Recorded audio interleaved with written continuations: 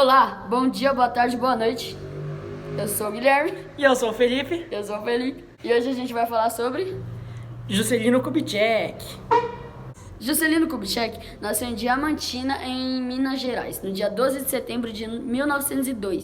A primeira profissão que exerceu foi de telegrafista, até formar-se em medicina em 1927. Kubitschek tornou-se cirurgião e em Paris ele especializou-se em urologia. Em 1933, Kubitschek assumiu a chefia do gabinete civil do interventor Benedito Valadares, no governo de estado de Minas Gerais. Em 1935, Juscelino assumiu o cargo de deputado federal, do qual foi deposto com o golpe de 1937, com a implantação do Estado Novo. Assim, voltou a atuar como médico no Hospital Militar de Belo Horizonte. Em fevereiro de 1940, Juscelino Kubitschek foi nomeado prefeito de Belo Horizonte, função que assumiu a revelha, pois pretendia continuar exercendo o ofício de médico. Atuou concomitantemente nas funções de médico e de prefeito. Somente em 1945 abandonou a medicina para atuar exclusivamente como político. Nesse ano também atuou intensamente na formação do Partido Social Democrático, PSD. Já em 1946, Juscelino participou da Constituinte e continuou o mandato de deputado federal. Em 1948, ele realizou uma viagem aos Estados Unidos e Canadá, que influenciou bastante na forma dele de conceber a administração pública. A partir de então, passou a considerar a industrialização fundamental para o crescimento do Brasil.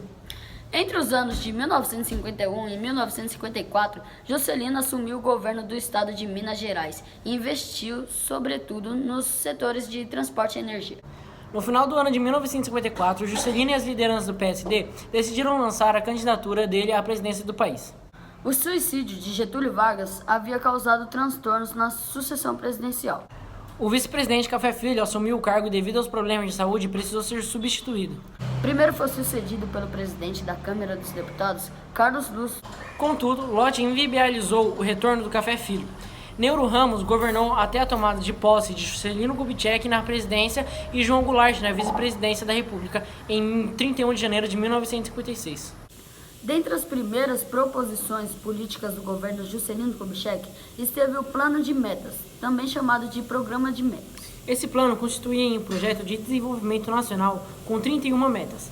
A 31ª meta era a Constituição de Brasília e a transferência da capital federal para lá. Esse plano baseou-se em estudos realizados pela Comissão Mista Brasil-Estados Unidos entre os anos de 1951 e 1953.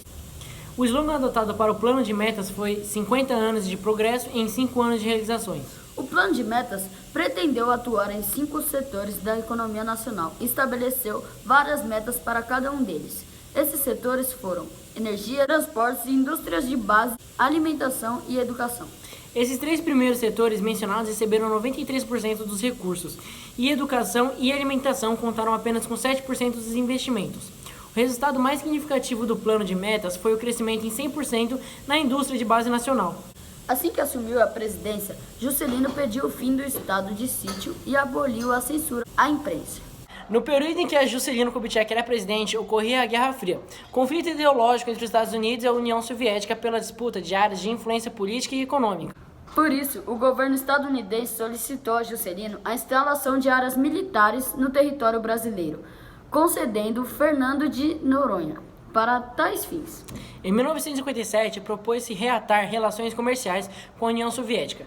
Essa proposição foi inviabilizada por Lott, que alegou o compromisso com a segurança nacional. Em 1957, Oscar Niemeyer organizou um concurso para eleger quem formularia o Plano Piloto de Brasília, no qual foi escolhido o projeto do urbanista Lúcio Costa. A União Democrática Nacional, UDN, foi contra a transferência da capital nacional do Rio de Janeiro para Brasília e convocou uma comissão parlamentar de inquérito, CPI, para investigar irregularidades na Constituição de Brasília em 58. Essa CPI foi protelada até a inauguração do novo Distrito Federal, em 21 de abril de 1960.